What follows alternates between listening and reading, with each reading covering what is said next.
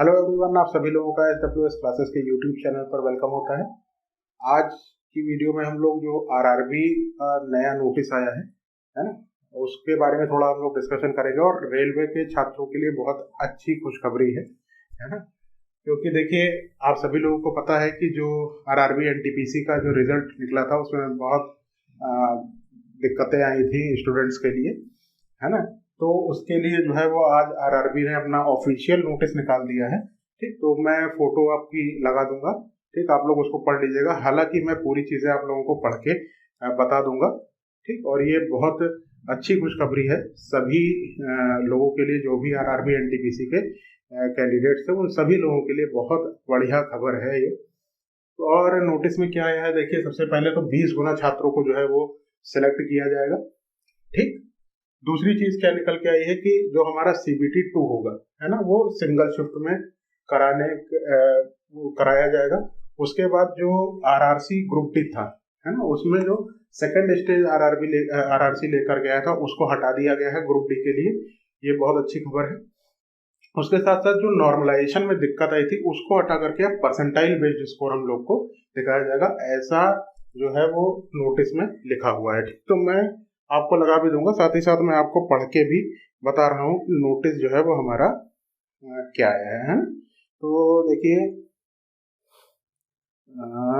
हाँ, तो जो ये हमारा नोटिस है, तो पहली चीज तो मैंने ऑलरेडी लिख रखी है कि 20 गुना जो है वो छात्रों को बुलाया जाएगा। ठीक, तो सिंगल डे जो है वो एग्जाम होगा, और जो छात्र पहले से ही सेलेक्टेड हैं वो सेलेक्टेड ही रहेंगे, उसमें कोई चेंज नहीं आएगा। जो एडिशनल छात्र होंगे उनकी लिस्ट दोबारा से निकाली जाएगी, है ना। जो ऑलरेडी जो लोग सेलेक्टेड हैं वो सेलेक्टेड ही रहेंगे, ऐसा नोटिस में लिख रखा है।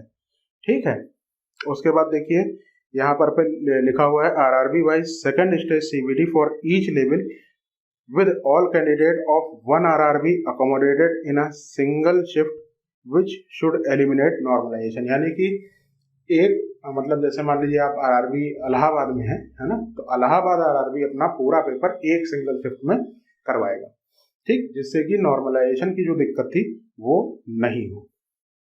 और यहाँ पे आगे और लिखा है कि whenever single shift is not possible, यानी कि अगर सिंगल शिफ्ट पॉसिबल नहीं होगी because of the capacity consist और otherwise percentile based normalisation will be done. यानी कि जो परसेंटाइल बेस्ड नॉर्मलाइजेशन है वो किया जाएगा, क्योंकि नॉर्मलाइजेशन को समझना भाई बहुत मुश्किल काम है। पता नहीं कौन सा फॉर्मूला ये लोग लगा के और नंबर देते हैं कि विद्वानों को भी समझ में नहीं आता है कि किस तरह से नॉर्मलाइजेशन किया गया है ना। तो ये सारी चीजें जो है वो नोटिस में ऑलरेडी लिख के आई हैं। ठीक, उसके बाद के पॉइंट में भी इन्होंने यही बताया है।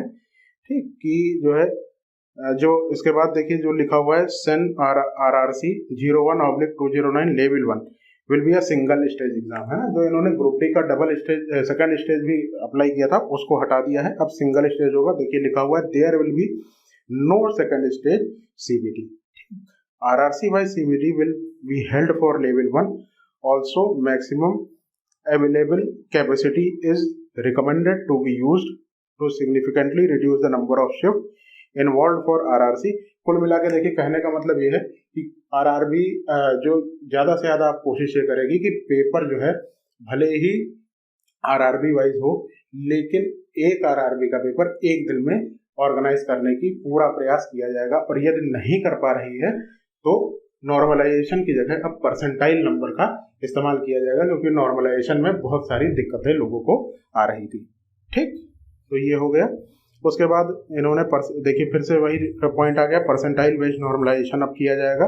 ठीक, मेडिकल स्टैंडर्ड एज प्रिस्क्राइब्ड। ठीक, ये आप लोग पढ़ लीजिएगा। ठीक, उसके बाद जो है जो लास्ट के पॉइंट है वो ये है कि रिवाइज रिजल्ट जो है वो हमारा कब आएगा, अप्रैल 2022, है ना। फर्स्ट वीक ऑफ अप्रैल में जो हमारा रिवाइज रिजल्ट है वो आ जाएगा, है ना।